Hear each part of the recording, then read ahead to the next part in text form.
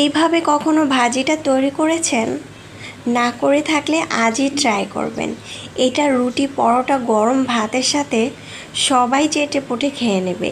এতটাই ইয়ামি আর এতটাই মজাদার। হ্যালো ফ্রেন্ডস, আসসালামু আলাইকুম। আজকের রেসিপিতে স্বাগতম জানাচ্ছি। আজকে ঝটপট ভীষণ মজাদার একটি ভাজির রেসিপি নিয়ে চলে আসলাম, যেটা নতুন রাঁধুনিদের অবশ্যই কাজে আসবে। তো আর কথা নয়, রেসিপি শুরু করছি। প্রথমে একটি প্যানের মধ্যে তেল দিয়ে দিলাম প্রায় 4 থেকে 5 টেবিল চামচ। তারপরে এখানে আধা কাপের মতো পেঁয়াজ কুচি কাঁচামরিচ কুচি দিয়ে দিলাম। এগুলো একটু ভেজে নেব। যখন এগুলোর কাঁচা ফ্লেভারটা চলে যাবে তখন দিয়ে দেবো আদা বাটা রসুন বাটা হাফ চামচ করে। অবশ্যই আদা বাটা রসুন বাটাটা দেওয়ার চেষ্টা করবেন। আদা বাটা রসুন বাটা দেওয়ার পরে একটু ভাজার পরে দিয়ে দিব গুঁড়া মশলা। এখানে হলুদের গুঁড়া নিয়েছি হাফ চামচ, মরিচের গুঁড়া নিয়েছি হাফ চামচ, পরিমাণ মতো লবণ দিয়েছি, ধনিয়া জিরার গুঁড়া হাফ চামচ করে এখানে দিতে পারেন। তারপর হচ্ছে একটু পরিমাণ পানি দিয়ে খুব সুন্দর করে মশলাটা কষিয়ে নেব। মশলা যত কষাবেন ভাজিটা খেতে তত বেশি ভালো লাগবে। আর ধৈর্য ধরে চুলার পাশে দাঁড়িয়ে অবশ্যই রান্নাটা করবেন, কারণ রান্নাটা যদি পারফেক্ট হয় বাসায় সবাই কিন্তু চেটেপুটে সেদিন খেয়ে আলহামদুলিল্লাহ অবশ্যই বলবে। যাই হোক, এই যে দেখতে পাচ্ছেন ছোট ছোট চিংড়ি মাছ, এই ছোট ছোট চিংড়ি মাছ কিন্তু বাজারে প্রচুর পরিমাণ পাওয়া যাচ্ছে। এটা দিয়ে আমি বেশিরভাগ সময় এনে কিন্তু এভাবে ভাজি করে খেয়ে থাকি, খুবই মজাদার।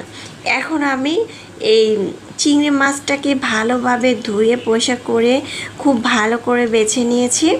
তারপরে এটা খুব ভালো করে মশলার সাথে কষিয়ে নেব। মশলার সাথে যখন কষানো হয়ে যাবে ঢাকনা দিয়ে ঢেকে 2 মিনিট কষিয়ে তারপর আমি দিয়ে দিচ্ছি বাঁধাকপি। বাজারে কিন্তু প্রচুর পরিমাণ বাঁধাকপি পাওয়া যাচ্ছে, আর আমরা চাইলে কিন্তু এই বাঁধাকপিটা এভাবে ভাজি করে সকালবেলা রুটি পরোটার সাথে দিতে পারি। আমার বাসায় তো বাচ্চারা চেটেপুটে খেয়ে নেয় এবং বড়রা, আপনারাও চাইলে কিন্তু ঝটপট খেয়ে নিতে পারেন।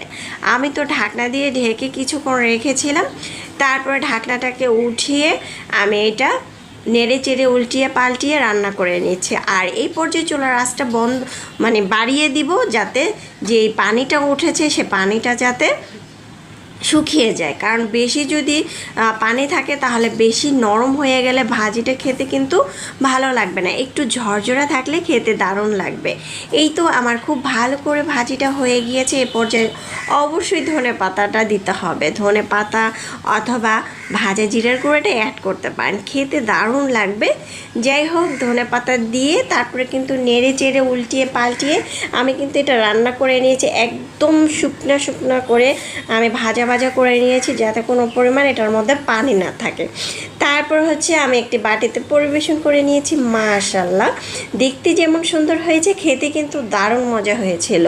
আশা করছি রেসিপিটি আপনারা বাসায় ট্রাই করবেন। রেসিপি ভালো লাগলে চ্যানেল সাবস্ক্রাইব করে লাইক দিয়ে পাশে থাকবেন। যারা ফেসবুক পেজ থেকে দেখছেন অবশ্যই ফেসবুক পেজটা ফলো দিয়ে দিবেন।